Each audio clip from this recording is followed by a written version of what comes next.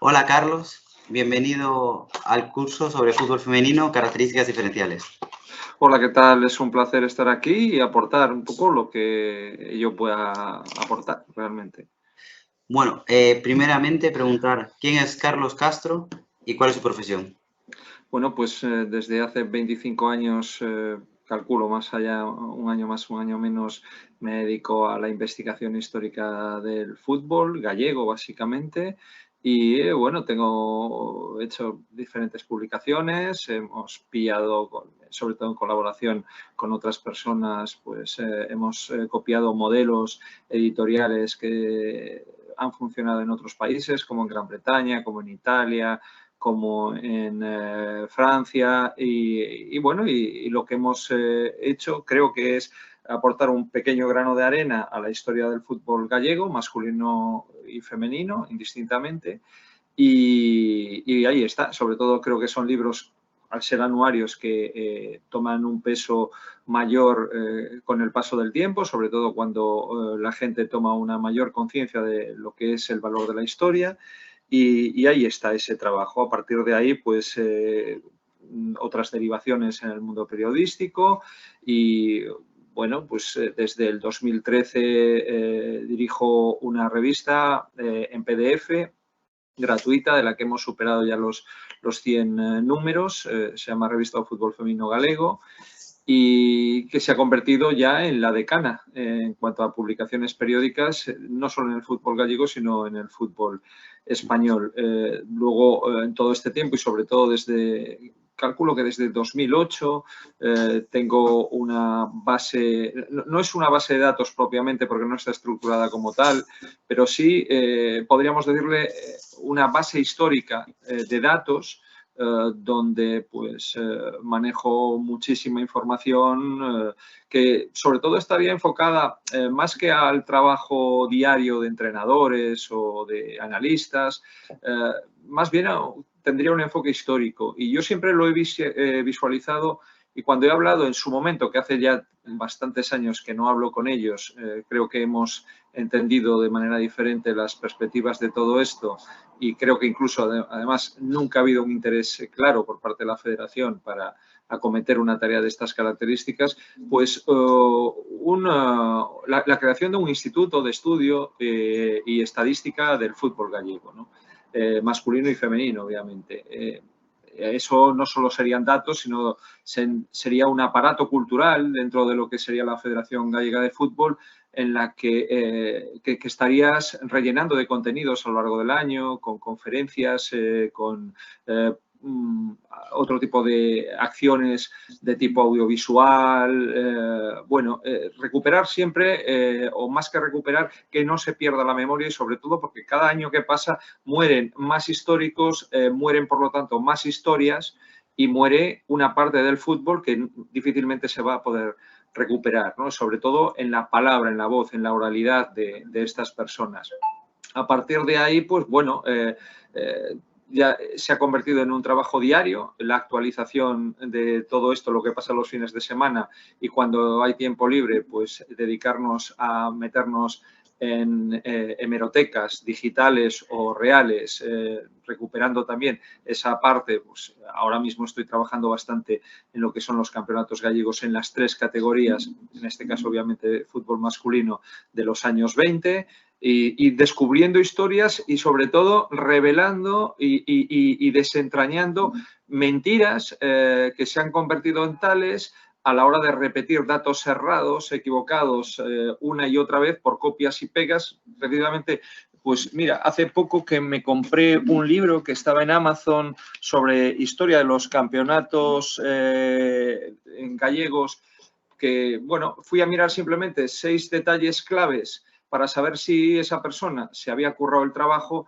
y esos 6 detalles claves serán 6 indicios de que habían sido copia y pega, y es una reproducción de errores que se vienen produciendo pues a lo largo de los últimos años por gente que se ha dedicado a la historia, pero que hay mucha gente que piensa que hoy en día las cosas se resuelven en 2 minutos y a través de 4 clics, sin darse cuenta que para que exista esa documentación hay un trabajo previo que no es de clics, sino que es de bajarte tomos, mirar cabeceras, desempolvar, respirar muchos ácaros y bueno, y entonces pues ahí es como realmente acabas profundizando en los hechos históricos secuencialmente y en la verdadera profundidad de los mismos, ¿no? Entonces eso, es un trabajo ya profesional desde hace 25 años y más que periodista realmente me siento sin título porque no existen titulaciones, es otra de las críticas que se pueden hacer, ¿no? Que realmente no solo relacionada con el fútbol, sino con el deporte en general es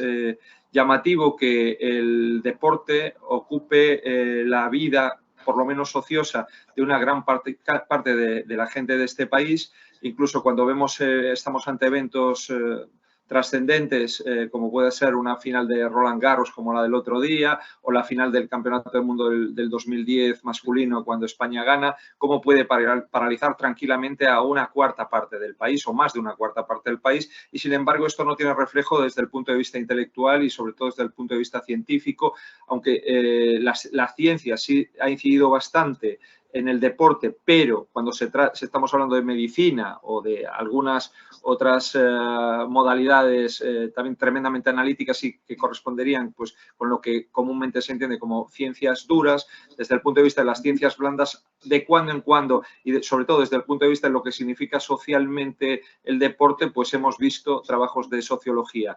Hay trabajos de historia, pero sobre todo son hechos por aficionados y utilizando unos criterios que no tienen ningún o escaso valor científico por la rigurosidad de la metodología y sobre todo porque más que a la documentación se acude a la oralidad porque también resulta cómodo. Muchos de estos trabajos son oportunistas. Es que puedo conseguir una subvención porque vamos a cumplir 50 años, porque no sé qué, por esto otro. Y el problema es que también lo hacen gente que es admirable que lo haga, obviamente, eso sí, pero ya digo, con una falta de rigor y metodología científica a la hora de plasmar un trabajo de historia, ¿no? Y con muchas lagunas también, porque a veces es incómodo perder más tiempo del que uno esperaba en escudriñar, pues, qué pasó en la temporada 1957-58, porque aquí tengo una laguna y nadie me cuenta nada. Bueno, pues a lo mejor tendrías que ir dependiendo de la zona donde vivas, pues a las fuentes hemerográficas que trabajaron en esa zona y tal. Entonces eso, yo soy esa persona que sí, mucho más lento de lo que me gustaría, porque no se puede ir más rápido tampoco, pues se dedica a eso, a escudriñar la historia del fútbol gallego y particularmente también en los últimos años, de manera más especial también la del fútbol femenino. Yo en ese sentido lo que estás contando te entiendo, porque yo cuando escribí mis libros, o mientras los 2 años que llevo creando este curso, he leído un montón de libros sobre fútbol femenino, sobre todo últimamente, en el último año más o menos, que como estaba más de moda porque era más visible, la gente empezaba a sacar libros, ¿no? Y he leído libros que lo que te ponía y nada, increíble. O sea, yo estoy creando un curso desde cero, leo un libro y dices tú, pero si tengo mucha más información yo en mi curso que él. ¿Por qué? Porque al final son muchos artículos que tienes que leer, mucha información que tienes que leer, muchos libros que he leído, ¿sabes?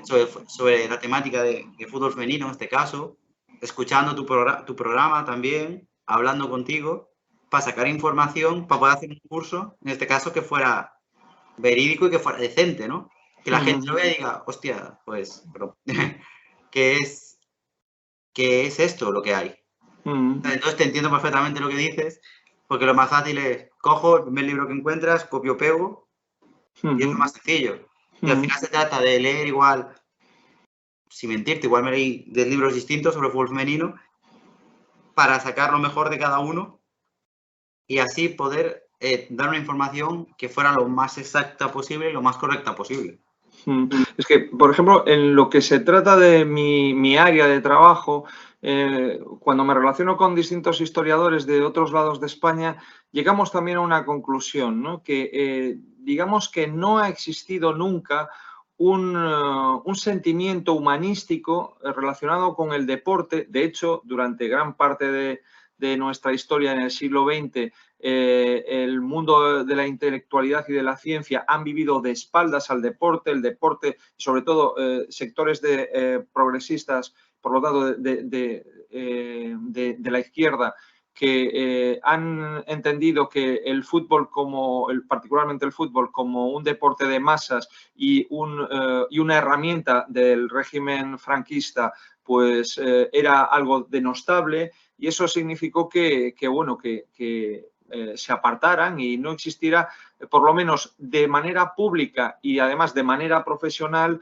un gusto por la historia del deporte. Y yo creo que además cuando en el franquismo se creó el Instituto Nacional de Educación Física, cuando gente como Juan Antonio Samaranch o Elola, José Antonio Elola, dirigieron este estamento, tampoco crearon una conciencia para que la gente tuviese esa sensibilidad humanística y esa sensibilidad histórica para ir conservando lo que estaba sucediendo. Y sobre todo, no me refiero a nivel popular, que ahí, lógicamente, en todos los clubs, en todas las aficiones, siempre existe gente que al final tiene esa necesidad de investigar la historia de su equipo, sino me refiero que desde esas instituciones como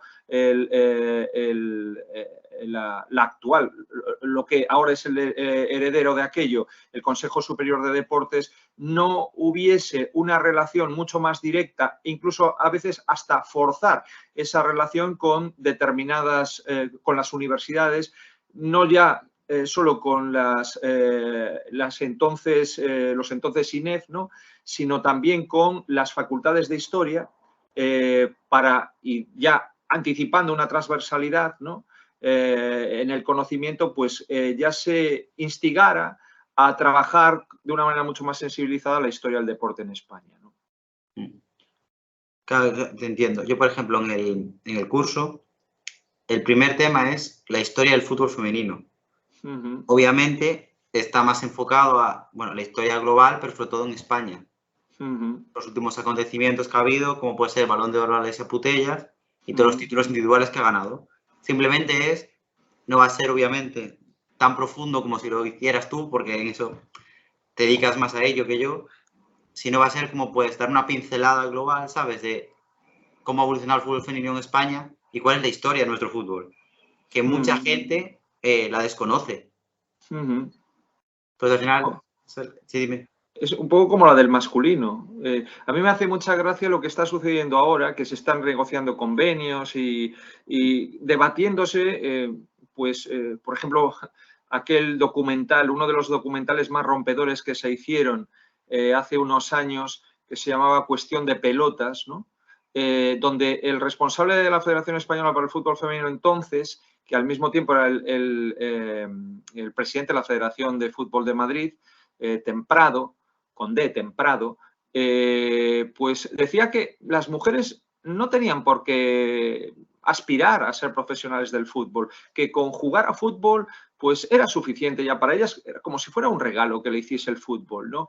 A fin de cuentas, no estaba haciendo otra cosa que reproducir pues lo que un presidente de la Federación Española, con otras palabras, porque en el fondo, aunque aceptaba, daba un paso más, que era aceptar a la mujer en el fútbol, pero Pérez Payá, un exjugador de fútbol internacional, exjugador, como digo, del Atlético de Madrid, si no recuerdo mal, de la Real Sociedad también, Pérez Payá, y si no recuerdo mal, también abogado, que siendo, como digo, el presidente de la Federación Española de Fútbol a principios de los 70, el antecesor, si no recuerdo mal, de Pablo Porta, decía que el mejor lugar para las mujeres era la cocina, ¿no? Entonces fue aquella época donde se intentó activar el fútbol femenino a través de gente importantísima como Rafael Ruiz Muga en Madrid, y luego gente como María Teresa Andreu en Cataluña, o aquí en Galicia José Mañana, o en Andalucía o en Valencia, gente que creó equipos como el Fuengirola, o en Valencia pues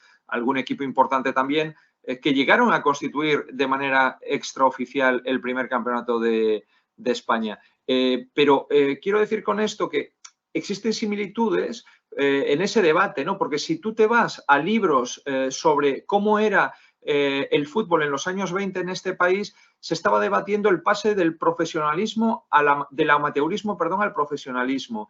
Y a partir de ahí estás viendo que se cometen hoy en día, precisamente por no conocer la historia, y esa máxima de quien no conoce su historia está condenado a repetirla, se están cometiendo los mismos errores que se estaban cometiendo entonces, desde el punto de vista conceptual y desde el punto de vista de la propia acción, ¿no? Y de hecho, se están generando debates que son realmente muy semejantes a los de entonces y que deberían de estar superados si conociésemos ya las claves de cómo resolver aquella situación. Está claro que el fútbol femenino está evolucionando.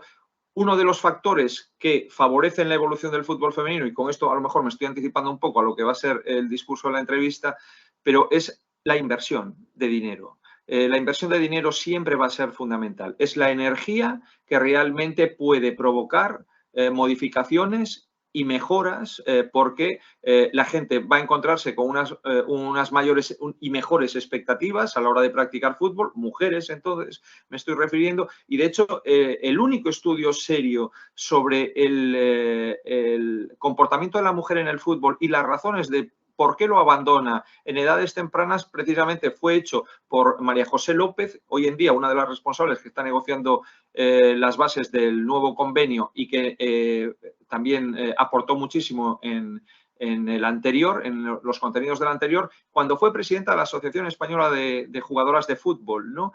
Que realmente ahí lo que entendía ella es, y lo que hizo lo que se concluyó ese trabajo es que la razón principal que causaba el abandono era la falta de expectativas. Y la falta de expectativas quiere decir que yo, si el día de mañana, cuando cumplo 21 años o 22, acabo la universidad y me tengo que enfrentar a la vida de una manera mucho más seria y a lo mejor dentro de una realidad familiar que es a lo mejor mucho más tensa, y donde ya se me están exigiendo cosas, ¿no?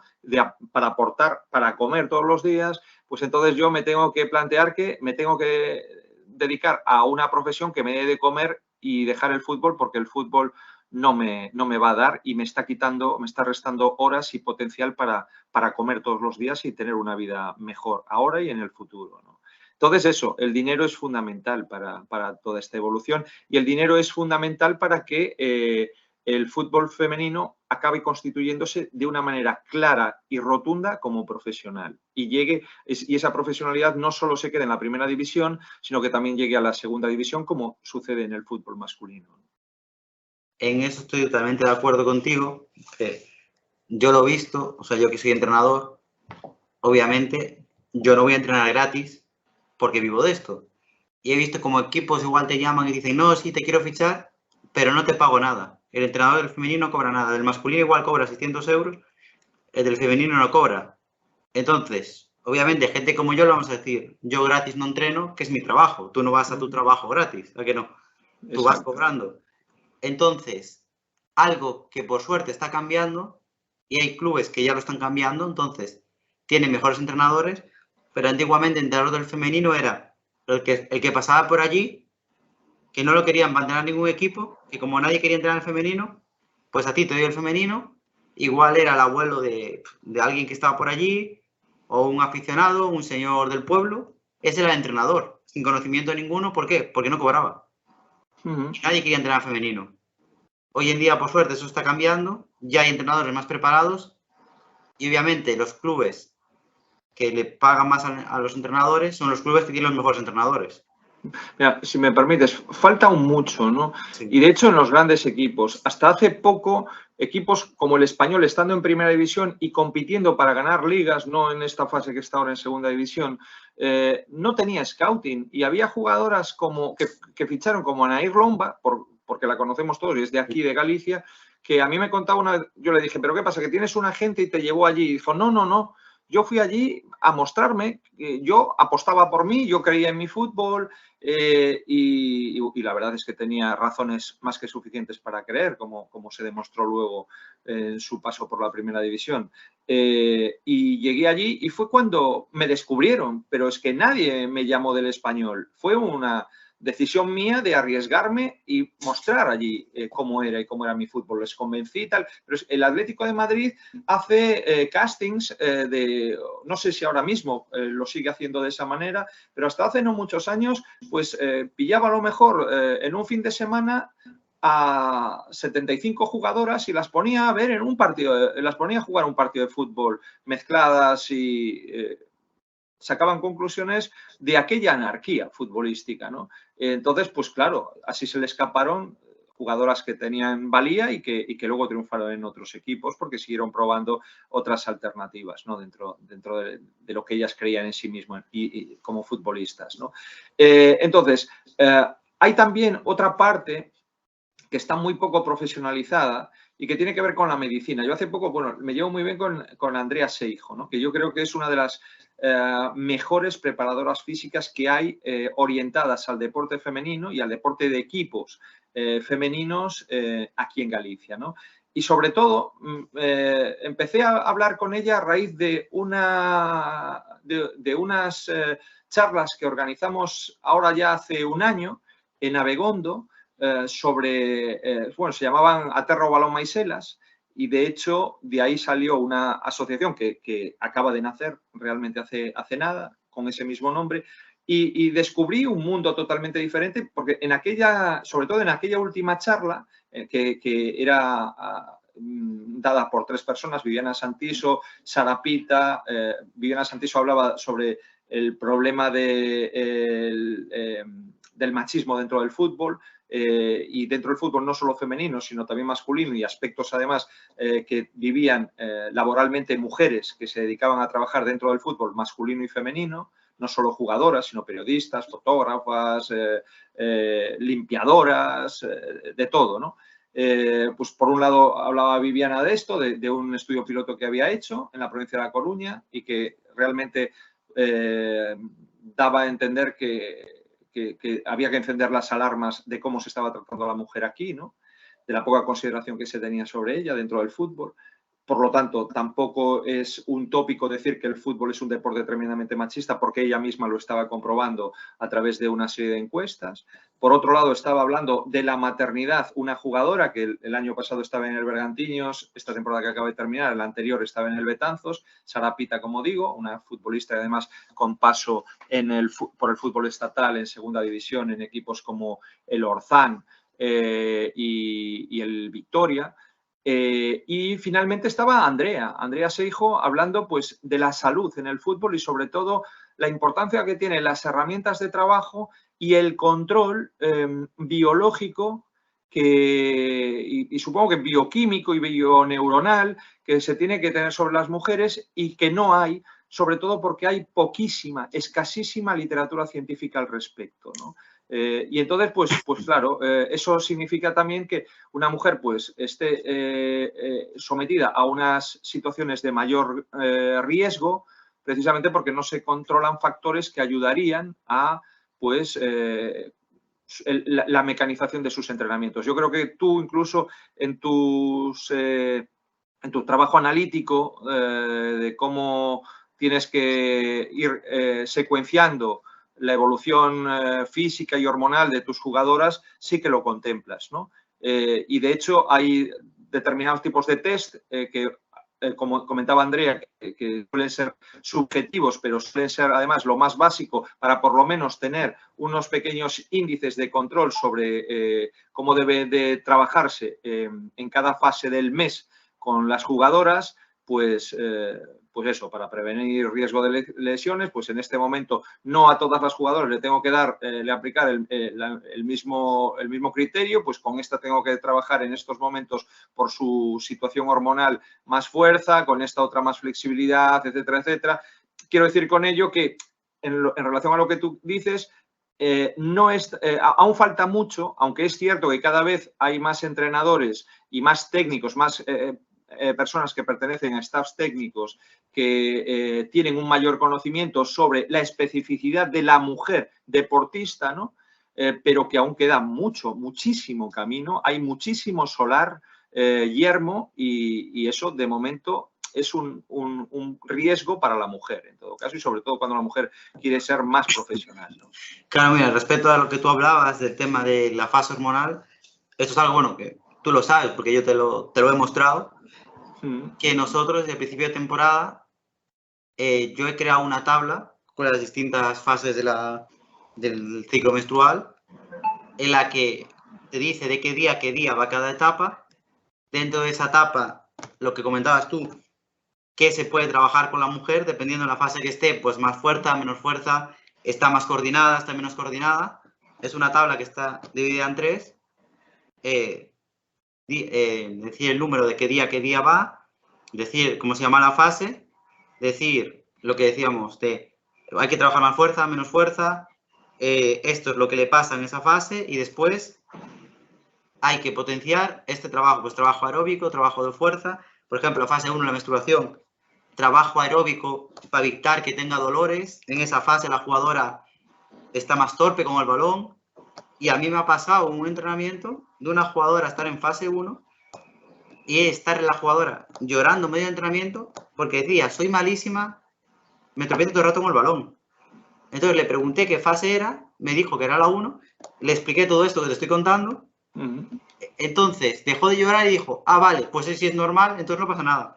Y siguió entrenando. ¿Por qué? Porque ni ellas mismas saben las fases. Es más, nosotros, yo la tabla esta que creé, que aparece dentro, o sea, dentro del curso de fútbol femenino, tengo un capítulo que hablo solo del ciclo menstrual. Solo un capítulo hablo de eso.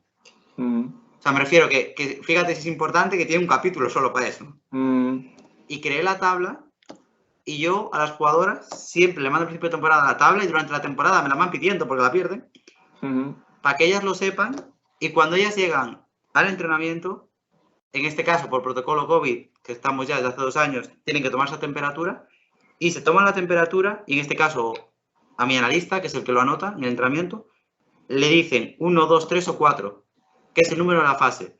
Porque igual hay otra gente por allí que no tiene que enterarse si es la fase menstrual, la fase de ovulación, no. Entonces es fase menstrual 1, la siguiente 2, la siguiente 3, la siguiente 4. Entonces dicen, imagínate, 36,5 que es la temperatura, 4, pues 36,5, 4. Ese 4 final, nosotros sabemos que es la fase menstrual, pero la gente que está por allí no lo sabe.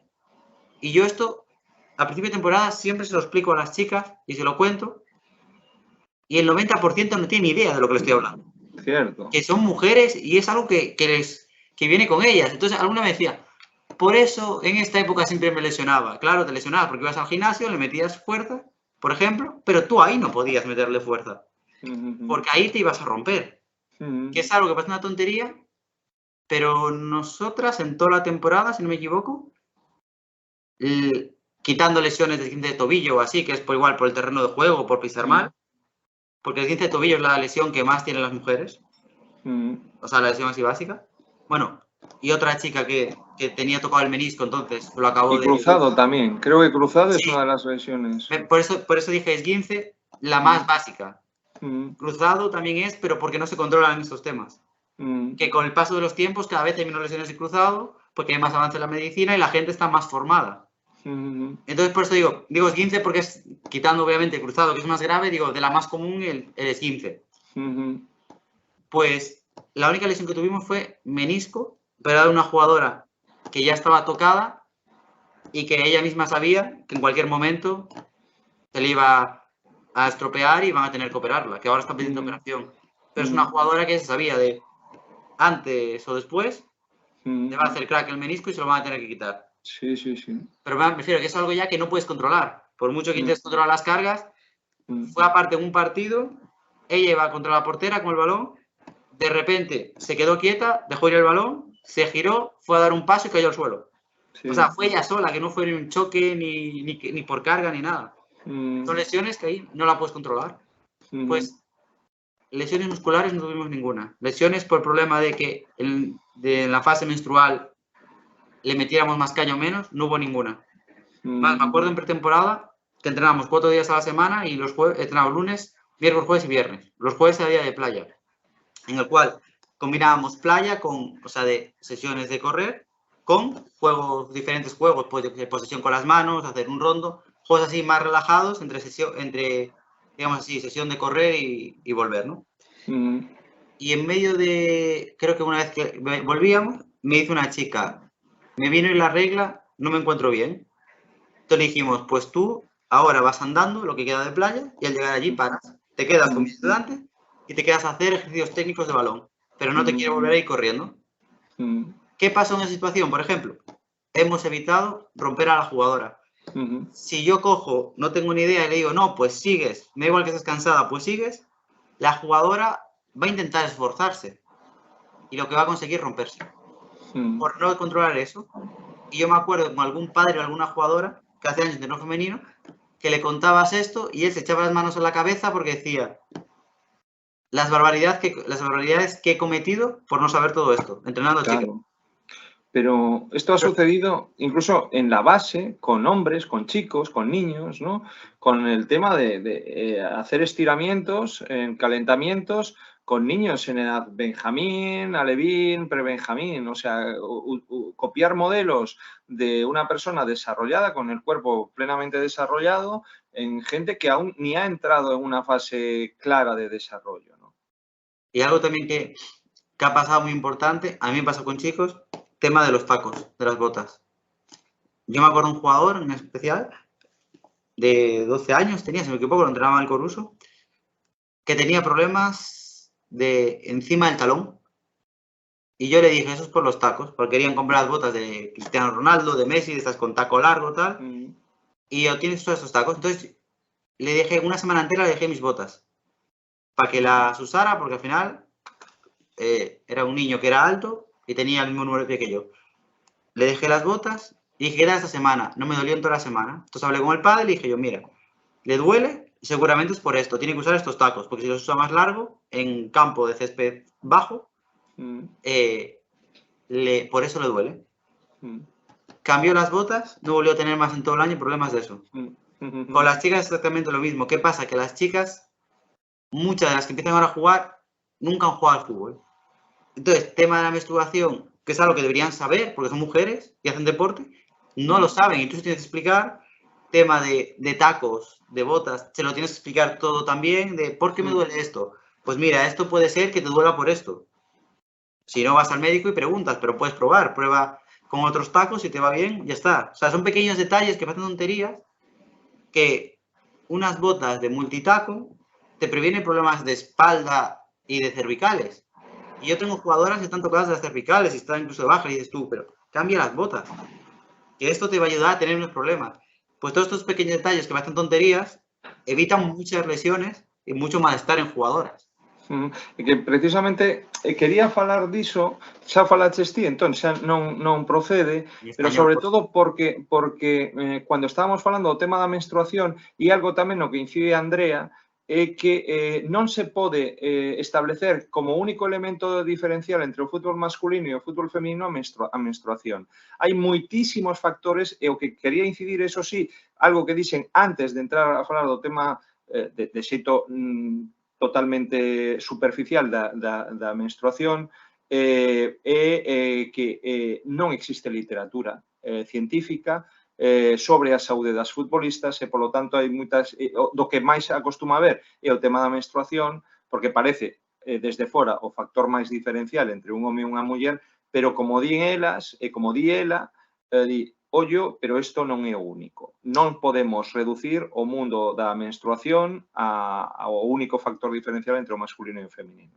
Correcto. Otra de las cosas que hablamos en el curso, en los siguientes temas, tenemos un capítulo de anatomía y fisiología, el de preparación física con María Morán, que fue preparadora física en Tacón, lo que es ahora el Real Madrid, que nos cuenta eso. No me acuerdo exactamente cómo era, pero la cadera de la mujer es más ancha a partir de los 14 años, porque se prepara para ser madre, para tener un hijo.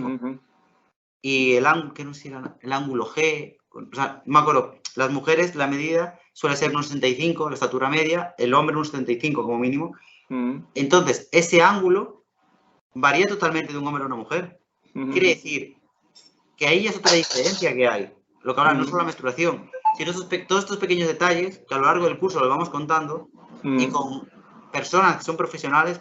Por eso me gusta en el curso poder contactar y, en tu caso, entrevistarte a ti o a diferentes personas. En el caso de María, que directamente ella hace una charla sobre preparación física, ¿sabes? También tenemos otra charla con una psicóloga, que te dan todos esos pequeños detalles que tú o yo podemos desconocer, pero que ellas en su parcela lo conocen. Entonces, juntar todas las parcelas para tener un conocimiento más amplio y poder, en mi caso, ser mejor entrenador. Yo me dedico al fútbol femenino, pues si me dedico al fútbol femenino tengo que estar formado. Tengo que saber por qué pasa esto, por qué pasa lo otro. Al final, tratamos con personas y no queremos lesionarlas, ni que estén mal. Exacto. A saúde é a principal ferramenta de calquera xogadora. Se unha xogadora está mal de saúde, se unha jugadora está mal de salud, pues lógicamente no va a poder jugar bien porque en principio incluso hasta no va a poder ni jugar. Mira, te cuento un detalle que me pasaba con una jugadora que tú conoces y también. No vamos a decir el nombre, pero un día me decía, hostia, llevo un año entero con dolor en los pies y resulta que era que llevaba las botas pequeñas. Que llevaba las botas un número más pequeño del mío.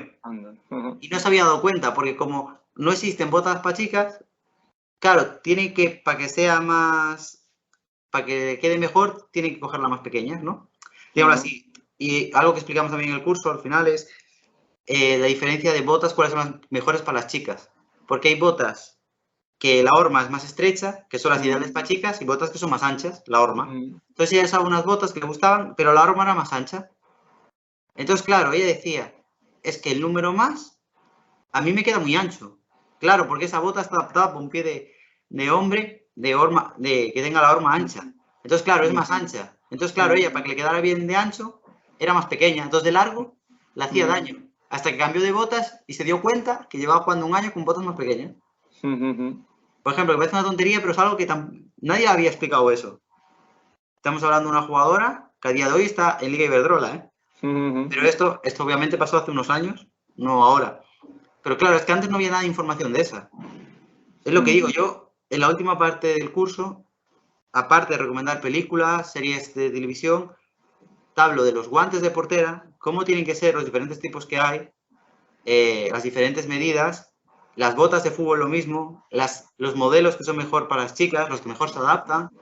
Por ejemplo, tanto Nike como Adidas, como todas las marcas, si en cada marca hay 4 modelos, suele haber 2 con horma más estrecha y 2 con horma más ancha. Entonces, para las chicas son mejor los de horma más estrecha, a no ser alguna sección que tenga la horma más ancha. ¿Qué es lo que decimos? Entonces, esto parecen tonterías, pero al final son lo que marca la diferencia. Yo me acuerdo también de hablar con algún presidente de un club que me decía, es que después de diciembre tengo medio equipo lesionado. ¿Por qué? Porque llegaba a diciembre y le metía física a tope todo el mes a las chicas. ¿Por qué tenía medio equipo lesionado? No tenía en cuenta el ciclo menstrual. Entonces iban cayendo bombas, se rompía una, la semana siguiente se rompía otra, la siguiente otra.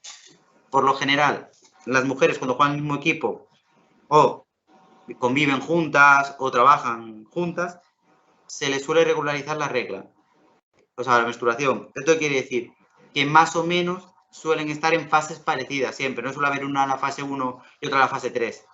Suelen estar entre la 3 y la 4, la 1 y la 2, la 3 y la 1, ¿sabes? Suelen ser más regulares. Entonces es más fácil controlarlo, pero para eso hay que hacer, como hacemos en este caso nosotros en el Balaídos, llevar un control en Excel en que tenemos todas las fases. Es gracioso porque incluso alguna vez con mi compañero, que es el que se encarga de recoger esos datos, entonces ya como cuando haces seguido ya sabes más o menos, sin que te lo digan en qué fase está.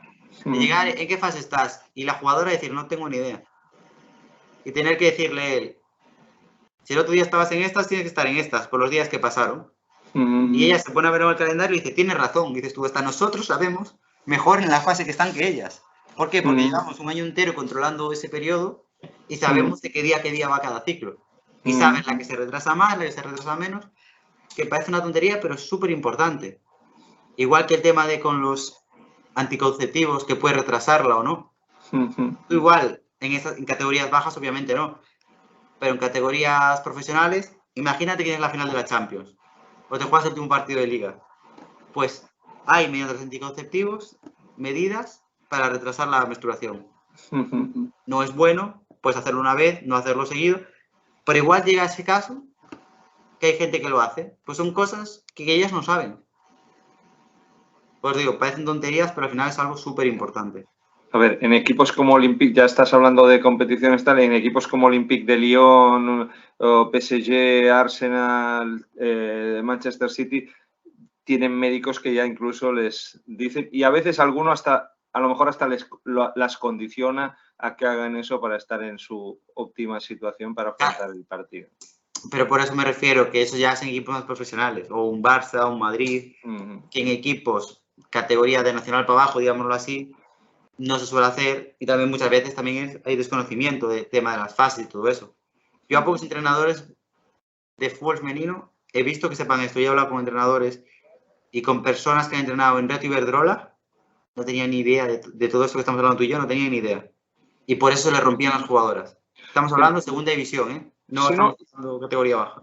Y en primera división también. En estos momentos donde el fútbol femenino se está transformando y entrando un flujo de dinero mayor, hay gente que va a quedar desconectada, no ya por sus conocimientos, sino porque van a entrar personas que no tienen acomodo en el masculino y que van a entender que el femenino es otra vía de solución a su profesión, a su vida, y llegan sin esos conocimientos. Y está pasando también. Y pasa también en primera división, ¿no? Entonces, aún tenemos que dar muchos pasos y, como decía antes, el terreno del fútbol femenino es un terreno amplio y yermo en muchos aspectos y hay que seguir trabajándolo, ¿no? El problema del crecimiento es, yo creo, siempre lo he dicho, cuando no es armónico. Cuando el fútbol, para que el crecimiento de cualquier cosa o persona sea sólido, tiene que ser lo más armónico posible, donde no existan carencias en ningún lado para que luego no te encuentres con un gigante donde las carencias a lo mejor están en la base y es un gigante con pies de barro, ¿no? Y lo que hablabas antes de la inversión de dinero. Yo he visto, no solo en mí, sino en compañeros, que están muy bien preparados. Yo me acuerdo con Roberto Ricobaldi, cuando estaba la agencia y era mi representante, de hablar con él y decir, decirme, es que aquí hay entrenadores en segunda división que tú eres mucho mejor que ellos, pero ellos, como viven en esta ciudad, cobran 500 euros, no les tienen que pagar piso ni nada, entonces a ti no te van a llamar porque tú vas a cobrar más, porque como sabes más, estás más formado, vas a cobrar más. Entonces, algunos clubes, por no invertir, tienen gente con menos conocimientos, pero porque son más baratas. Sí, eso no cabe duda. Eso no cabe duda. Y el problema también es lo que tú dices. Muchas veces es los pasos que tienes que dar para llegar a una persona que tome una decisión, ¿no? Y si a lo mejor estás viviendo en Vigo, pues estás a 5 pasos de uno que vive en Barcelona o en Madrid, que está a 2 para poder tener la oportunidad de entrenar en primera división o en segunda división, y probablemente a lo mejor con menos conocimientos que uno que esté en Vigo o en Almuñécar, por ejemplo. Claro, y aparte de la inversión hay mucha falta mucho desconocimiento. Porque tú como entrenador lo que decimos, yo estoy en Vigo, ¿dónde hay más, por ejemplo, más equipos? En Madrid. Yo este año he tenido oferta de un equipo de Madrid, de un equipo importante, para ir. 200 euros te pagaba al mes. Obviamente le he dicho, yo por 200 euros no me muevo. ¿Qué pasa? Que hay mucha gente que vive en Madrid, 200 euros, pues el niño que empieza, el otro que no sé qué, lo va a coger. Y eso es un problema, porque al final dices tú, no es que yo sea peor que el otro, es que no quieren invertir o no te conocen. Si tú vas allí y el presidente te conoce y sabe que es bueno tu trabajo, no te dice, a este le pago 200, pues a ti te pago 500. No, que a lo mejor te paga 200 también, porque el problema es que no quiere invertir en el fútbol femenino. Hay mucha gente que entiende que, y de hecho lo ves, y lo hemos visto a lo largo de los últimos años, ya que hablamos también un poco de historia, es que hay equipos que han desaparecido cuando han desaparecido las subvenciones o el dinero de las subvenciones no ha sido lo suficientemente fluido y fluyente como esperaban para afrontar sus periodos presupuestarios, ¿no? Entonces han entendido que no les compensaba y se han cargado los equipos femeninos porque el dinero que tenían a través de los equipos femeninos lo acababan fundiendo en los primeros equipos masculinos que estaban pues en preferente. Yo recuerdo el caso del Erizana, el caso del Coruxo, el Coruxo a lo mejor no tanto, Rápido de Bouzas, Racing de Ferrol, el Pontevedra incluso, que en determinados momentos que confluyeron con momentos importantes de su equipo masculino, significó cargarse el equipo masculino, el femenino. El más evidente, insisto, uno de los que cité, es el Erizana. Eso te iba a decir yo. Yo he visto como equipos femeninos estando en Primera Nacional hace 2-3 años, que Primera Nacional hace 2-3 años era, antes de Reto, era Segunda División y después era Tercera, ¿no? El equipo más femenino, Primera Nacional, quedando no en puestos de ascenso, pero mitad de la tabla para arriba, cerca de los puestos de ascenso, ganando buen dinero en subvenciones y el equipo masculino en preferente. La pasta del femenino se iba para el masculino. El del masculino cobraba 300 euros y la del femenino, con suerte, 50 o 100 euros para gasolina si se lo daban. ¿Sabes? Decías tú, o sea, las chicas que están generando esos 500 euros, ¿por qué no los cobran ellas y los chicos no? Si el dinero lo están generando ellas. No estamos diciendo que le den dinero al masculino a ellas, sino que si tú lo generas, no me lo quites. Si te sobra dinero, dale algo si quieres al masculino, pero no hagas el femenino para eso. ¿Qué ha pasado? Que esos equipos ahora mismo están en segunda gallega y hay uno de ellos que esta temporada hemos jugado contra ese equipo, 5 entrenadores distintos. Jugamos 3 veces, cada vez un entrenador distinto, más 2 que pasaron por el medio. ¿Por qué? Al entrenador del masculino igual le pagan 500, 600 euros, al del femenino que vaya gratis. Sí, sí, no. Y aparte la desmotivación que existe en el propio equipo probablemente de que va perdiendo jugadoras a lo largo de la temporada porque acaban desmotivándose totalmente. Pero fíjate, el problema también está en el control del dinero, ¿no? No solo es que fluya dinero para el fútbol femenino, sino quién controla el dinero que va al fútbol femenino. Y generalmente es el fútbol masculino. Por eso yo siempre he alertado del peligro que tiene el hecho de abandonar el fútbol femenino a las manos del masculino. ¿Por qué? Porque llegará un momento en que ante un conflicto de intereses el que pagará el pato de todas las cosas será el fútbol femenino, y si el Real Madrid tiene que suprimir un equipo o dañar un equipo o menoscabar la condición de un equipo, va a ser antes el del equipo femenino que, imagínate, el juvenil A. Y ya te estoy hablando del juvenil A, ni el Castilla, ni obviamente el primer equipo. Pero en el deportivo podemos entender lo mismo. O sea, tiene más importancia, más relevancia en el deportivo el Fabril o el juvenil de división de honor que el propio equipo femenino, aún habiendo estado en primera división y en el momento en que ese equipo estaba en primera división. Ahora hemos visto que se ha planificado en Abegondo, y estamos hoy a 7 de junio del 2022, para que esto se mantenga la referencia en el tiempo. Pues en el deportivo han decidido levantar el campo de Abegondo cuando acabó su actividad el equipo juvenil de división de honor y el Fabril, y aún en medio de la parte final de la competición, jugándose un ascenso y luego una permanencia, el equipo femenino, y ha importado poco que tuviese que dejar su casa habitual, que era el campo 1 de Abegondo, para que pululara en un partido decisivísimo, que al final no fue satisfactorio, al campo 3 de Abegondo, y antes y después en el campo de Riazor. No se tiene el respeto necesario hacia el fútbol femenino que el que se tiene hacia el fútbol masculino, incluso en altos niveles de la base, por parte de las sociedades. En eso estoy totalmente de acuerdo contigo. Yo, por ejemplo, en mi caso, a día de hoy estoy en un club, en el Balaídos, que desde que entré apostó por la sección femenina y ha ido creciendo. Empezamos en la época de pandemia, reestructuración totalmente nueva, solo con una jugadora que seguía del año anterior. Conseguimos hacer 17 fichas, 17 jugadoras para salvar la temporada esta en medio de la pandemia, que al final se jugaron 2 meses. Y esta temporada, ahora acabamos esta temporada que nos queda jugar la Vigo Cup a final de mes, y vamos con 2 equipos, porque es de fútbol 7, porque fútbol femenino, la competición, la Vigo Cup en masculino es de 11, en femenino es de fútbol 7, porque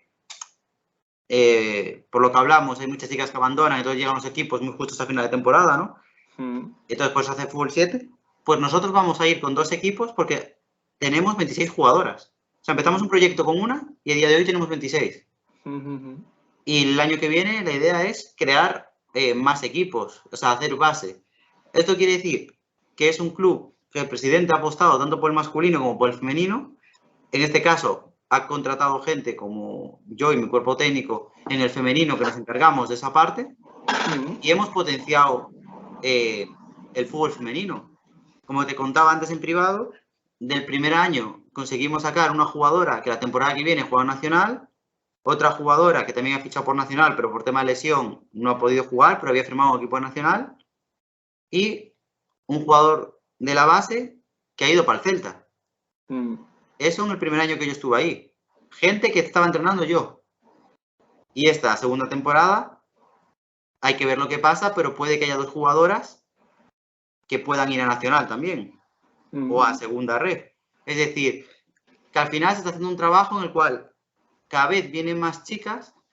Incluso hace poco hemos firmado una jugadora que viene de Estados Unidos, de California, y poquito a poco el equipo está creciendo y las chicas cada vez vienen y ven que yo voy al Balaídos, en este caso, ya, y hay compañeras que dan el salto a categorías superiores. ¿Por qué? Porque uno de los principales colaboradores del equipo femenino, que es el que aparece la parte delante de la camiseta, es RS Women's Soccer Management, que es una agencia de representación que se dedica solo al fútbol femenino. Esto quiere decir que hay una persona que se encarga de la zona de Galicia que está viendo a esas jugadoras. Y en este caso, como ese equipo, como patrocina ese equipo, pues obviamente va a haber más a ese equipo que va a haber más a otro. Entonces, con lo que quiero decir es que las chicas saben que si vienen ahí, hay gente que las va a ver y que el presidente está en contacto con esa persona. Entonces, tiene más posibilidades de poder subir. Lo que hablamos antes de las expectativas. De que una jugadora decía, voy a X equipo, y de ahí no me iba a pasar porque nadie me va a conocer y va a ser muy difícil que llegue arriba, a no ser que haga como Anair, que se fue en este caso a Barcelona. Entonces, si no tienes esas posibilidades, no vas. No, y más, ¿no? Porque Ana Buceta se lo dedica. Fíjate, sí. Es que hablando de estas dos cosas, de personas que toman iniciativas, de personas a las que se le da una visibilidad y de la capacidad de autogestión del dinero que recibes por parte de un equipo enteramente masculino, o perdón, femenino, pues podemos ir a la 2011-2012, año del descenso de primera división, el único año del Olivo en primera división, pero que nos encontramos con un dirigente como Padín que vivía, lo podría haber hecho mejor o peor, no vamos a entrar en eso, pero es una persona que a través de sus contactos en entidades financieras importantes de Galicia consiguió revertir dinero que gestionaba esa entidad para el fútbol femenino. De ahí salieron jugadoras que por propia iniciativa pues acabaron jugando hasta 4 jugadoras aquella temporada. Estoy pensando en Carlota Zabaleta, en Sara Tuy, en Ana Buceta no me acuerdo, Marta, me parece, aquella central que se fue con Carlota Zabaleta a los Llanos de Olivenza, acabaron incrustándose en la primera división un año más a pesar del descenso del Olivo. Es decir, aquí en Vigo no solo hay estos ejemplos, sino hoy en día el equipo más importante desde el punto de vista competitivo que está en la ciudad o en el Gran Vigo es el Sárdoma, un equipo que hace años decidió prescindir de su equipo de modestos porque no le estaba aportando nada y trabajar simplemente la base en masculino, de donde ha sacado jugadores que le han dado buenos beneficios en Villarreal, tal, y sobre todo el equipo femenino. Y el equipo femenino es el buque insignia. Y además, otro aspecto muy importante, que dentro de esa armonización del deporte femenino no solo necesitamos equipos, no solo necesitamos jugadoras, necesitamos árbitras también, necesitamos entrenadoras y también necesitamos dirigentes, mujeres. Y el Sárdoma, curiosamente, cumple también con esa expectativa porque su presidenta es Bego Aldao, ¿no? Y, por lo tanto, ha tenido claro desde el primer momento, aunque esa política ya viene del presidente anterior, de que el fútbol femenino es más importante lo que la gente cree y tenemos que comprometernos a darle más al fútbol femenino de lo que le estamos dando, ¿no? Y el Sárdoma también lo ha hecho. Y en ese Olivo que tú comentabas, también esta temporada debutó una jugadora de 15 años, que es Lucía Camisón. Lucía Camisón, sí, que aún estuvo jugando este año, me parece, o el año pasado. El año pasado, que es una jugadora que es entrenadora del Balaídos. No, a la cual yo llegué para allí y yo un día me acuerdo que me escribió para preguntarme si podía venir a entrenar con nosotras. Yo dije, hablo con el presidente, pero no hay problema. Vino a entrenar, la vimos, yo ya la conocía de antes de verla jugar y ella dijo que quería volver a jugar y en este caso, como la agencia patrocina al equipo femenino, nos pusimos en contacto con ella. Ella firmó con la agencia y volvió a jugar en Nacional. Yo recuerdo que jugó en el Viajes Interrías al principio de temporada. Correcto. Bueno, en este caso la llevé yo al Viajes Interrías. Pero es una jugadora que fue por venir a entrenar con el Balaídos. Porque yo la conocía, pero es una jugadora que estaba retirada, que jugaba fútbol sala más amateur. Y vino, quiso, vimos que seguía teniendo nivel y entonces decidimos ayudarla. Al final es de lo que hablamos y aparte de Juan Luis Interrías, pues empezó a ser entrenadora en el Balaídos y a día de hoy sigue siendo entrenadora. Y te puedo decir que, bueno, yo como entrenador suelo, pues les doy lo que decimos, pues, también por el desconocimiento que hay, pues yo aplico juego de posición para jugar y yo les doy clases a ellas, voy con la tablet, aparte de los partidos, enseñar los errores y los aciertos que tienen, les doy clase de vamos a jugar así, para jugar así hay que hacerlo de esta manera. Les damos primero la teoría y después se lo explicamos en el campo. ¿Por qué? Porque para nosotros es súper importante que las chicas entiendan el juego. Y eso que parece una tontería ha derivado en que del equipo femenino de chicas que igual llevan poco tiempo jugando o algunas que llevan más tiempo, pues igual hayan salido 5 chicas que estén entrenando en la base. Parte de Lucía Camisón, pues hay 5 jugadoras del primer equipo que están entrenando, que en la vida se hubiera imaginado que podían, ya no decimos entrenar, sino jugar. Pues aparte de jugar en el primer equipo, son entrenadoras de la base. Es gente que ayuda a los más pequeñitos. Y esto hace también que las niñas miren que hay una entrenadora y quieran venir a probar niñas desde categorías más pequeñas. Claro.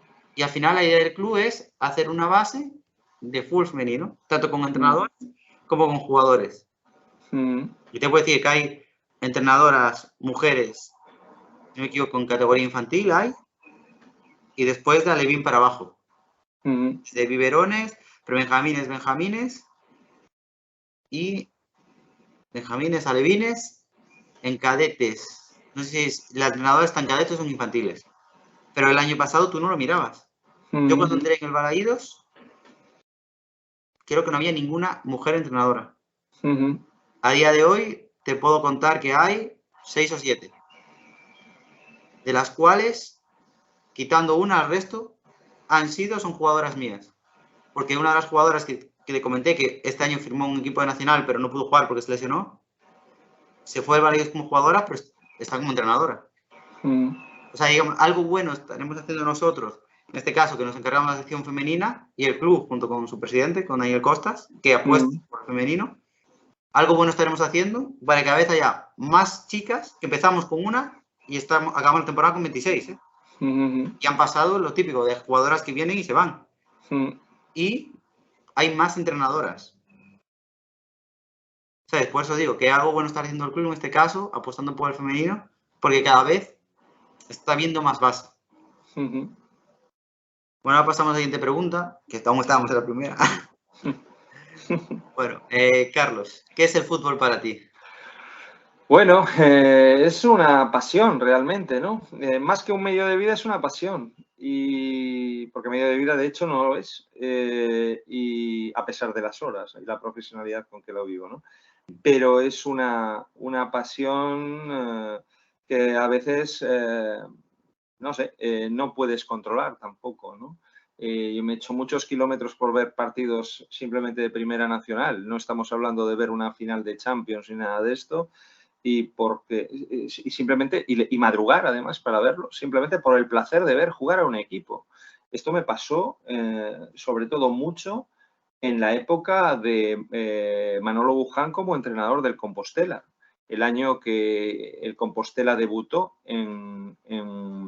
entonces en segunda división, y que era segunda división propiamente, segundo nivel del fútbol español, y con jugadoras como Nati Sánchez, con jugadoras como Marta Boiro, con jugadoras como Laura Souto, bueno, o incluso ir desde Ferrol a Bayona para ver un Erizana de Charly García o de Edu González, y simplemente porque había una futbolista que me fascinaba por su velocidad y sus diagonales, como era Carolina González.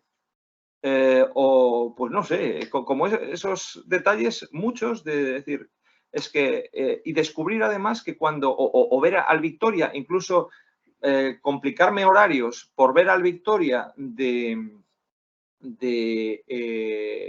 la época en la que estaba David de entrenador, el que ahora es el responsable de las escuelas Luis Calvo, porque tú ibas a ver un partido donde no sabías ni el guión, aunque salías siempre, porque el fútbol femenino, y sobre todo durante esa época, estoy hablando desde el 2010 aproximadamente hasta el 2020, era tremendamente experimental.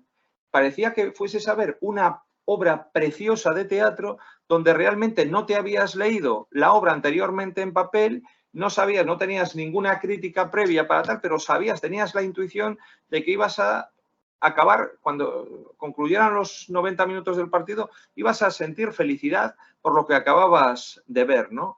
Entonces, pues, imagínate, ¿no? A veces yo he descubierto en el fondo, y además he descubierto también, y por eso me acabó atrayendo en esas circunstancias donde tú notas el feedback, ¿no? Yo empecé con el fútbol femenino sin querer. En 2008 con una página web que se llamaba, como se llamaban nuestros anuarios, A Temporada Fútbol Galego, y en la página web empezamos a meter contenidos de fútbol femenino, pero simplemente por aumentar el volumen de contenidos, ¿no? Y en esto, sin darnos cuenta, estábamos haciendo prácticamente toda la liga del grupo primero de segunda división. O estamos haciendo el Olivo, dándole un mayor seguimiento que cualquier otro medio en primera división. O incluso el partido, recuerdo, el partido definitivo del ascenso en Girona, en Fontajau, contra el AE Girona, pues lo dimos gracias a Manu Sánchez, ojito, que a través de mensajes, eran SMS todavía, pues estábamos haciendo un directo de actualizaciones en nuestra página web de cómo estaba el partido, pues de cada 5 minutos, ¿no? Y eso significó que, claro, que tuvimos un seguimiento aquel día tremendo, ¿no? Porque éramos la única, el único medio y no profesional, además, que estábamos dando prácticamente al minuto o cada 5 minutos el partido. Y Manu Sánchez, además, mandándonos fotos también de cuando en cuando, porque él creo que iba, aquel día le coincidía que iba, como deportivista que es, iba a ver al Deportivo, al Camp Nou, y aprovechó la circunstancia junto con alguna otra jugadora, entonces del Orzán, para ver aquel partido, ¿no? Y entonces, lo que quiero decir con esto es, encontramos, luego por razones laborales, tuvimos que dejar aquello y durante prácticamente un año, y que fue la temporada 12-13. Yo trabajé, en una de las decisiones más equivocadas de mi carrera, de mi vida, fue haber trabajado en el Narón, Balompié Piñeiros, en tercera división, en la temporada que prácticamente supuso su desaparición, ¿no? Y entonces dejé de lado mi lado más de investigación histórica y más vinculado al periodismo y me equivoqué. Bueno, en fin, todo el mundo comete errores en la vida, ¿no? Ni estaba con las personas adecuadas ni en el lugar adecuado. Lo digo claramente. Bueno, no entro más en eso. Pero al final de aquella temporada, y es lo que me interesaba contar, me voy a la final de la Copa Gallega, que se juega en Santa Isabel, entre el Olivo y el Friol.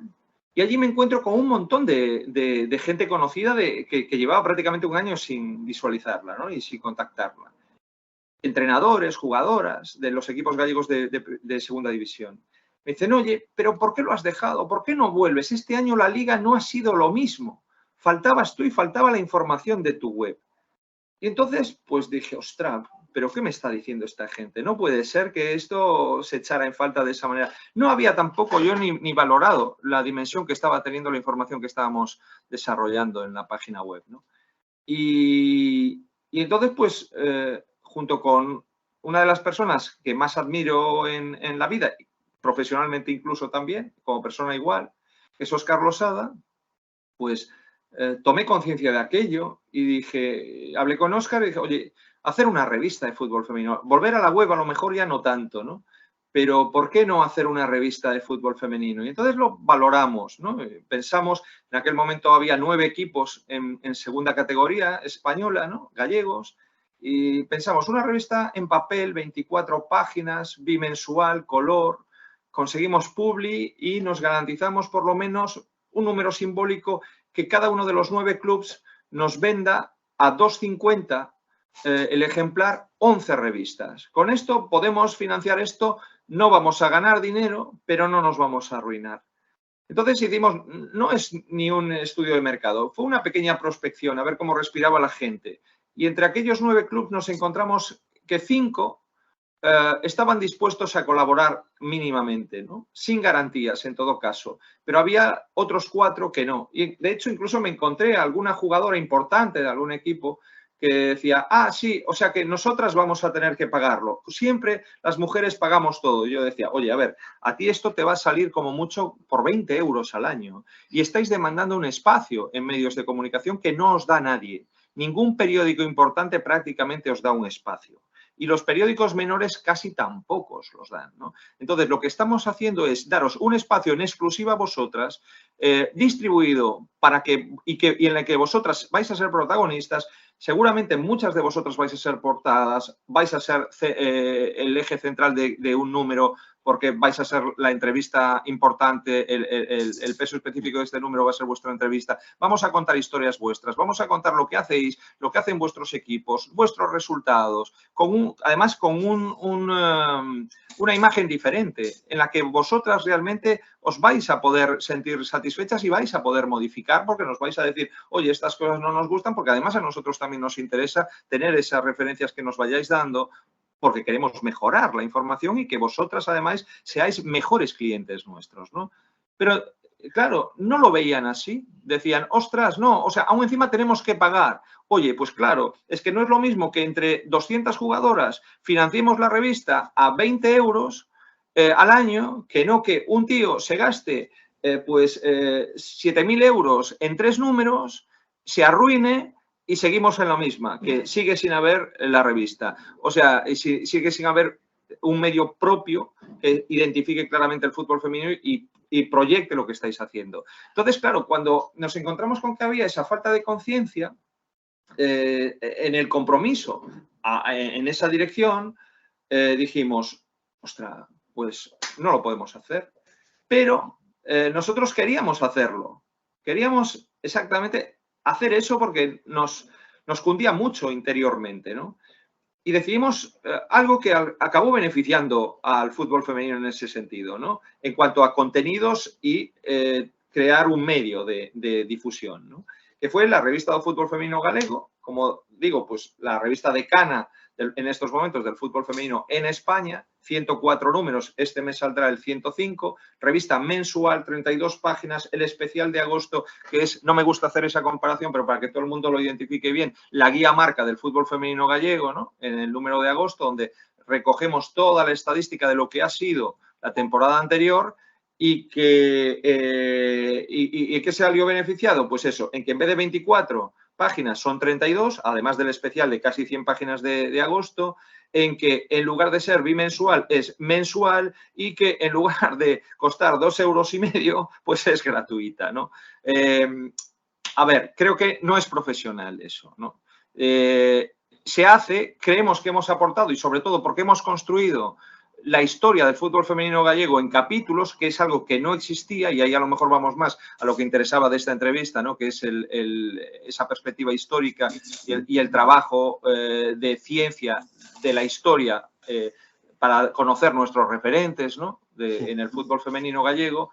Y utilizamos, pero digo, no es profesional porque no vives de esto. Y entonces...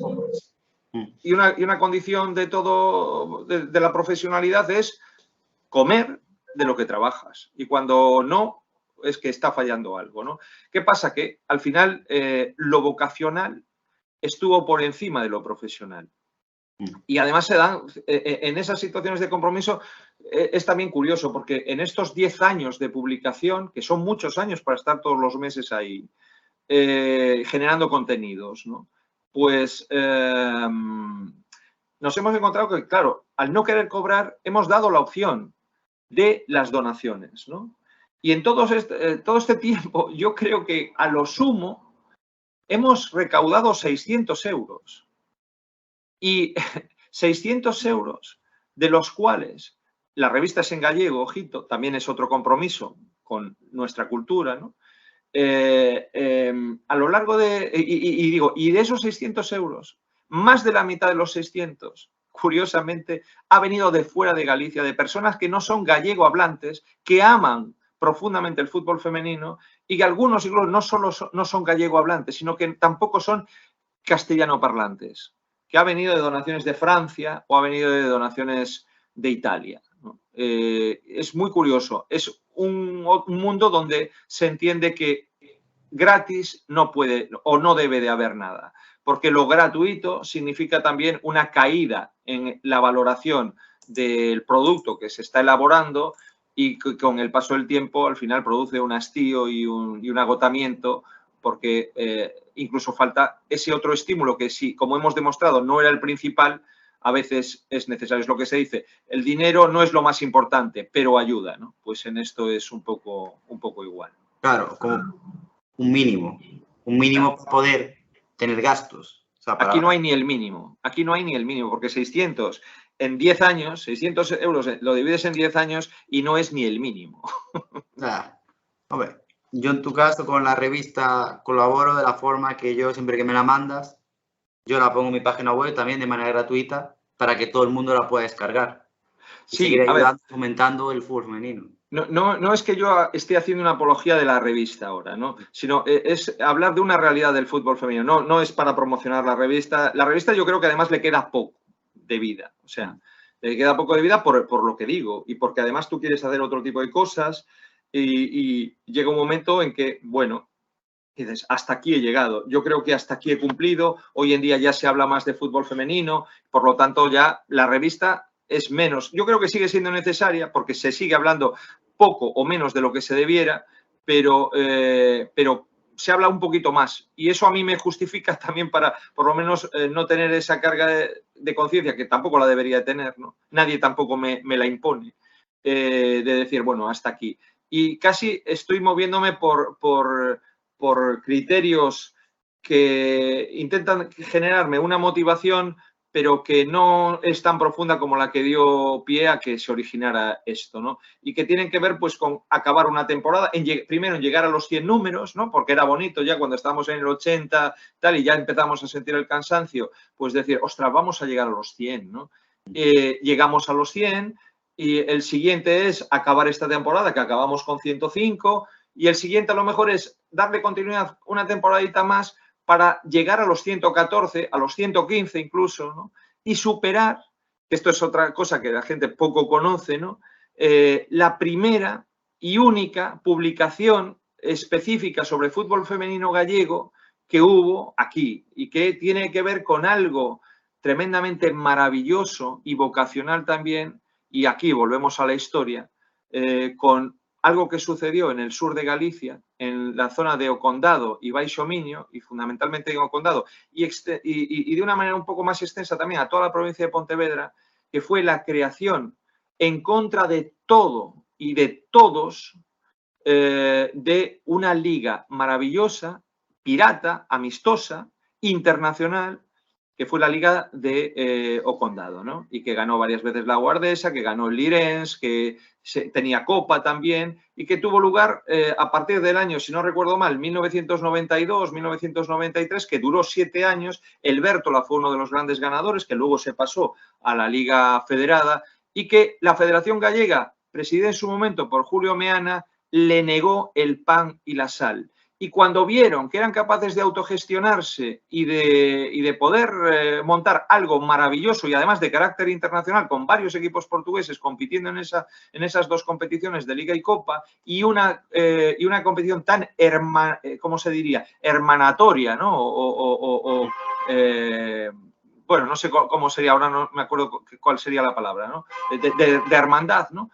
Pues dijeron, y ante la presión de la Federación Española, después de haber perdido, incluso estando en la élite del fútbol femenino español, el fútbol femenino en Galicia, y gente como Quique Cons, que luego fue uno de los pilares fundamentales en la creación del Olivo, en el sur, y aquí en el norte, pues la gente que acabó derivando a aquel Carbo y aquellas jugadoras del Carbo de la provincia de La Coruña al fútbol sala, y que acabaron en el Sal Lence de fútbol sala o en el Meirás de fútbol sala, que llegaron a ser también luego campeones de España, ¿no?, de Liga o de Copa, pues se dieron cuenta de que sí, entre la presión de Villar y de la FIFA y de la UEFA, de que el fútbol femenino, el mundo de la mujer era también un espacio mercantil que había que explotar, y aquí, a pesar de todo, que no lo veían tampoco tan claro, pues dijeron, ostras, pero está funcionando esto, pues como la Lausana, y le abrimos la puerta a la Lausana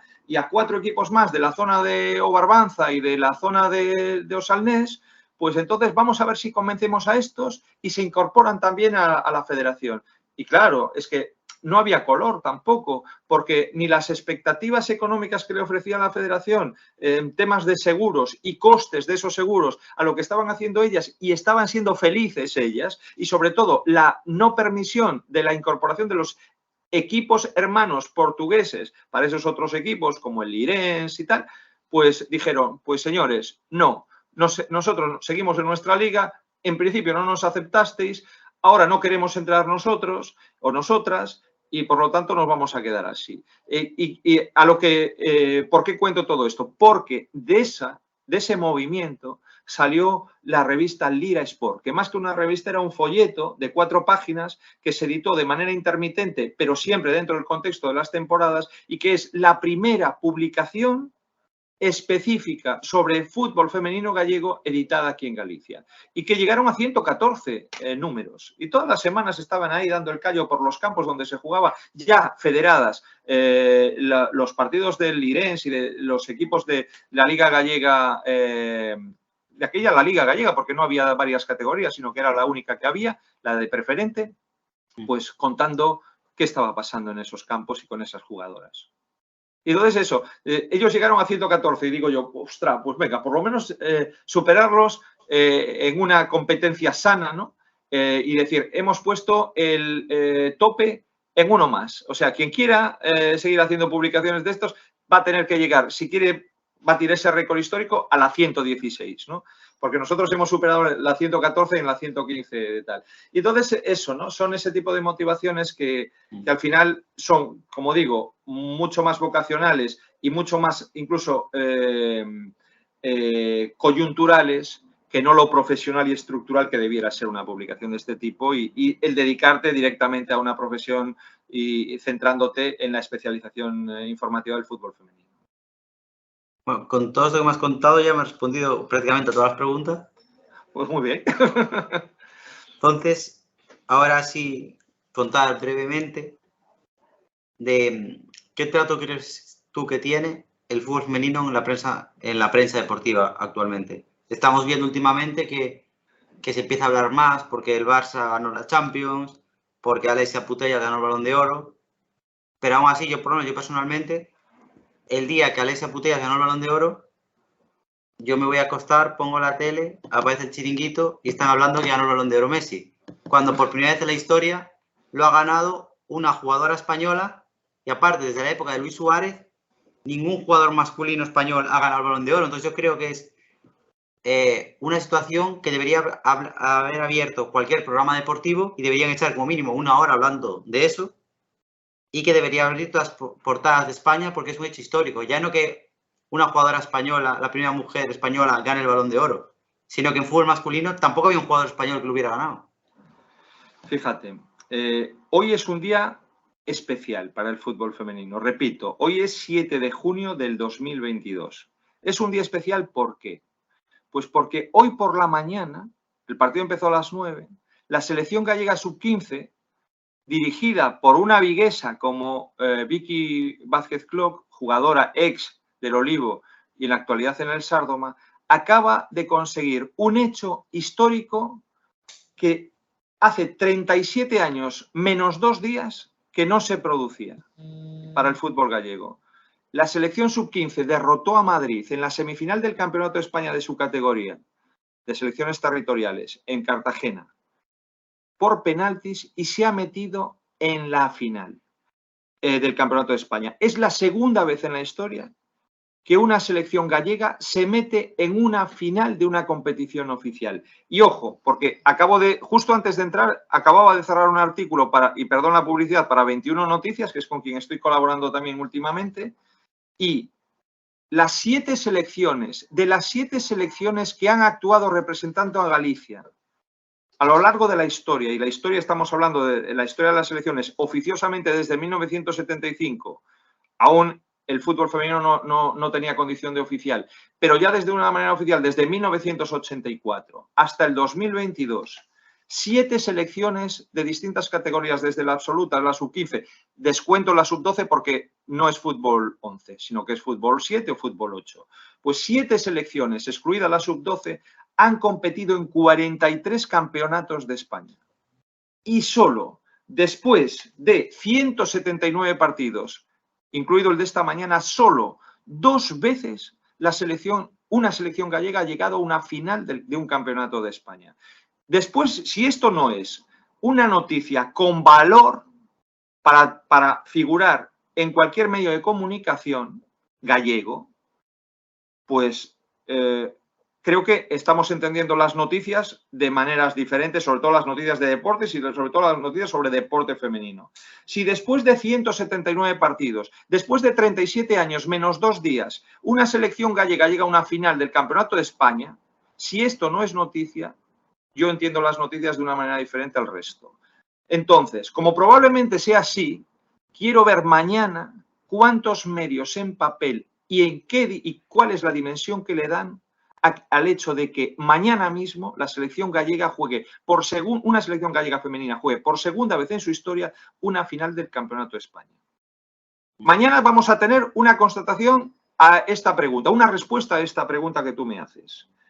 Obviamente, y entrando ya en la respuesta mía de hoy, es cierto que se habla más de fútbol femenino, es cierto que las mujeres se han ganado por derecho propio, por sus méritos, el ocupar más espacio informativo, incluso en el fútbol, pero lo mismo que entendemos que es insuficiente el dinero que se aporta para el progreso y el desarrollo del fútbol femenino, lo mismo sucede con las noticias y el espacio que ocupan. Cuando hablábamos de lo armónico, volvemos también a incorporar otro elemento más dentro de la necesidad de lo armónico, que es la difusión, la proyección, el tener referentes. Y sin los medios de comunicación, hace poco lo decía José Mañana en su charla, en la exposición fotográfica retrospectiva que se hizo, me parece que fue el día 23 o el 20 de este mes pasado de mayo y que concluyó el día 4 en Pontedeume, una exposición retrospectiva sobre los orígenes del fútbol femenino en Pontedeume, el Fontecelta y la Umesa, 1970, pues lo decía, la importancia que siempre han tenido y van a seguir teniendo los medios de comunicación para que el fútbol femenino se desarrolle adecuadamente. Si no tenemos esos soportes, la gente no va a tener referentes y va a seguir pasando que Alexia Putellas es la mejor jugadora de Europa, bueno, la bota de oro, y solo Luis Suárez ganó ese galardón en su momento, pero la gente ni se enterará que Alexia Putellas ha hecho algo tan grande como ganar la bota de oro de una temporada. El Balón de Oro. El Balón de Oro, perdón, el Balón de Oro. Pero lo peor de eso no es que Alexia Putellas haya ganado el Balón de Oro. Es que la Balón de Plata también es española. Sí. Que es Jenny Hermoso. O sea, sí. Es decir, que al final, que lo histórico sí es que Alexia Putellas ganó el Balón de Oro. Pero es que la que quedó segunda también es española. Y de eso ya no se habla. Ya salió en algún medio que Alexia Putellas ganó el Balón de Oro. Más fuera de España que en España. Pero que Bien. La segunda también era española, que eso es otro hecho histórico. Que la que están peleando por el Balón de Oro son españolas. Te voy a dar otro hecho histórico. Y que debería de ser más conocido porque se trata de fútbol masculino, para que veas realmente la importancia que tienen estos premios, que han tenido alguna vez estos premios y sobre todo la dimensión que se le ha dado y que se ha perdido después de que el duelo para este galardón haya dejado de polarizarse entre Madrid-Barcelona, Cristiano Ronaldo y Lionel Messi. Hace 54 años aproximadamente, el balón de no recuerdo si fue el de plata y el de bronce, o el de oro y el de bronce, fueron ganados no solo por 2 jugadores españoles, no solo por 2 jugadores gallegos, no solo eso, sino que además eran 2 jugadores de Coruña. La única vez hasta que lo ganaron Gullit y, si no recuerdo mal, Van Basten, que fueron 2 jugadores de Ámsterdam y además de la cosmopolita Ámsterdam, que eran de la misma ciudad. Y eso pasó con 2 jugadores de Coruña, Luis Suárez y Amancio. ¿Alguien sabe que Amancio ganó un balón de plata, un balón de bronce y que además coincidió con otro balón de plata que había ganado Luis Suárez? Seguramente no, y estamos hablando de fútbol masculino. Entonces, volvemos a lo de antes, el valor de la historia y lo terrible que es desconocer la historia, desconocer referentes y, sobre todo, cuando esos referentes son ganadores, que perdamos la posibilidad de tener referentes ganadores que son tan importantes para dar valores y para tener referencias de progreso y a quién imitar. Correcto. Al final es tan importante la inversión económica como la difusión de la información. En el sentido de que si la información no se transmite, la gente no conoce y no sabe. Yo, por ejemplo, algo que me pasó hace poco, ¿no? En redes sociales me empezó a seguir una chica y me dijo, me parece impresionante el trabajo que haces con el fútbol femenino. Porque yo en mi página web tengo una sección de noticias, que bueno, próximamente se llamará blog, en la que mayormente, la mayor parte de las noticias son todas de fútbol femenino. ¿Por qué se nos ocurrió la idea de fútbol femenino? El chico que colabora conmigo también, que es mi analista, que es Javi Jiménez, él escribía en otra página y me había comentado la idea de crear él su propia página, ¿no? Porque se iba a ir de la otra para comentar noticias. Entonces yo le dije, yo ya tengo una página web, puedo añadir una sección de noticias y escribís ahí. Así vamos a dar mayor difusión, ¿sabes? Tengo el dominio pagado ya, es tontería que tú hagas otra pudiendo utilizar esta. Y aparte, yo como me dedico en el mundo del fútbol, puedo llegar más a gente como tú, ¿sabes? A gente como Pérez, ¿sabes? A gente que se dedica a esto. Y entonces un día nos sentamos, me acuerdo, en un restaurante, que ya cerró. Estábamos ahí, a lo del Puerto de Vigo, estábamos con papel y boli, diseñando cómo va a ser la sección. Y lo que se dijo, si hay, va a haber gente que hable de fútbol masculino, pero sobre todo, la sección de noticias tiene que estar centrada en fútbol femenino. ¿Por qué? Porque nadie habla de fútbol femenino. Ya no para tener más visitas, sino porque tiene que tener más visibilidad el fútbol femenino. Entonces pasó de fútbol masculino, se empezó a escribir, lo típico, empezaron a escribir los que más, tal, pero las noticias que me se vieron eran las de fútbol femenino, porque yo también me dedico al fútbol femenino y promocionaba más esas. Entonces se dejó de escribir tanto fútbol masculino, porque salía en todos lados, y se centró básicamente la web en fútbol femenino, tanto a nivel autonómico, como a nivel nacional, como a nivel internacional. Entonces, ahí se dio un espacio al fútbol femenino y había gente que me escribía y me decía que lo que te comentaba antes, que le gustaba el trabajo que estamos haciendo potenciando el fútbol femenino, que no lo miraba a ningún lado. O sea, que poca gente lo hacía. Entonces, como anécdota, ¿sabes? La parte que hablábamos de la prensa, que no se expone. Nosotros hicimos el artículo del Balón de Oro y yo, que al final soy el que supervisa todo, pues la portada tiene que ser Alexia. Nombran en el artículo que Messi también lo ganó, pero Messi va a salir en todos lados. Aquí lo que potencia es el fútbol femenino. Aquí nombras que la jugadora fue Alexia y que la segunda fue Jenny. Y después nombras que en el 11 ideal hay 5 jugadoras del Barcelona. ¿Por qué? Porque el Barcelona es un equipo español. Y de esas 5 jugadoras, 4 son españolas. Entonces, al final, eso era lo que se trataba. Darle valor al fútbol femenino y ayudarlo a crecer. Y ahora ya, con esto, bueno, todas las preguntas, y que escucha un ruido de fondo, como una señora. Ese es el ruido de la calle. Ese es el ruido de la calle. Ah, vale. Gente que está hablando en voz alta ahí en la calle. Ah, vale. Bueno, esto es como si fuera un directo, a fin de cuentas. Claro.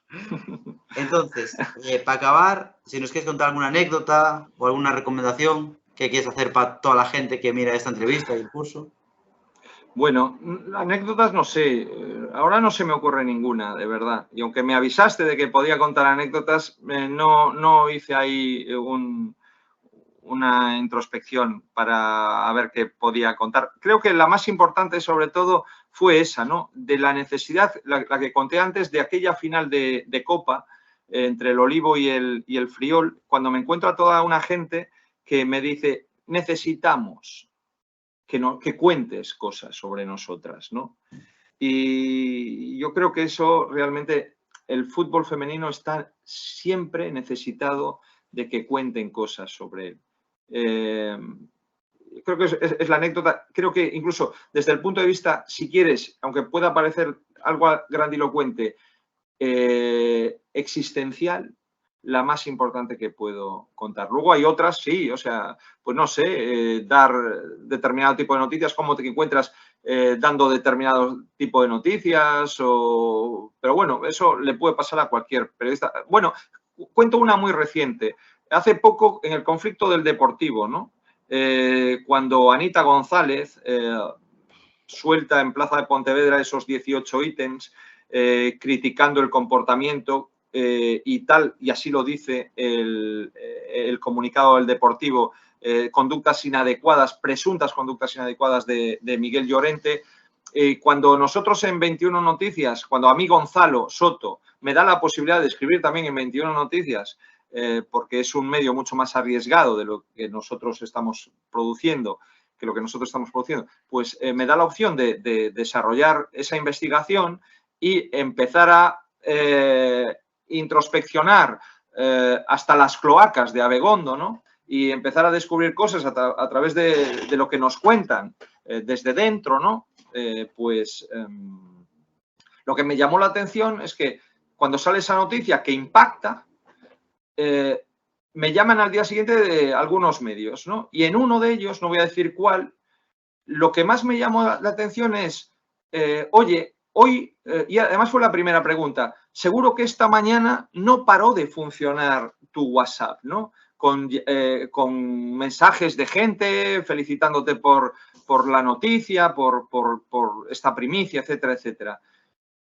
Y lo que me llamó la atención fue eso, ¿no? Primero, el cambio de modelo en el concepto de la información y que siempre el periodista es simplemente un medio, ¿no? Un narrador de una historia. Y lo que importa realmente es la historia. Yo creo que programas como El Chiringuito o este tipo de nuevo modelo de contar cosas es perjudicial, incluso sobre todo para la salud de la profesión y de lo que importa en la profesión, que no son los personajes que cuentan, que al final acaban volviéndose vulgares personajes que se piensan que son el centro de la noticia, y ahí, por eso digo, es peligroso para la profesión, porque en esta profesión siempre el centro y lo más importante es la noticia, no es quien la cuenta.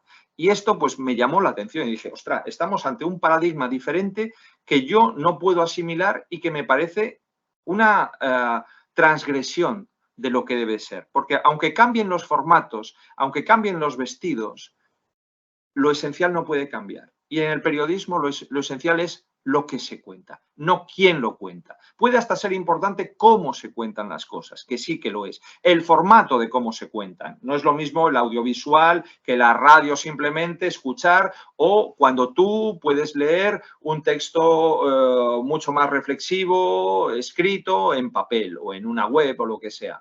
Pero lo que no puede perderse siempre, nunca, lo que nunca se puede perder como perspectiva es que lo importante es lo que se cuenta, no quién lo cuenta. A veces el quién lo cuenta solo tiene un valor, que puede ser el valor que refuerza lo que se cuenta. ¿Y en qué sentido lo digo?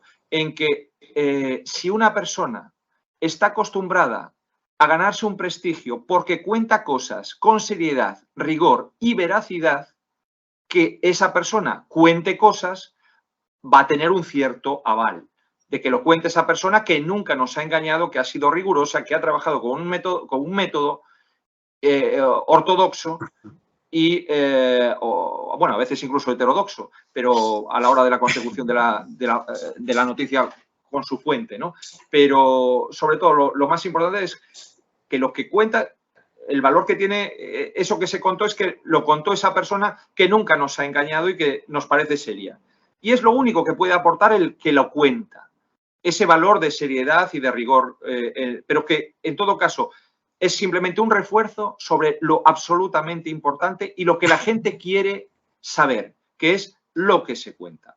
Un contador de historias, un periodista, nunca puede ser el centro de la noticia. El centro de la noticia es la noticia en sí misma. Ahí estoy totalmente de acuerdo contigo.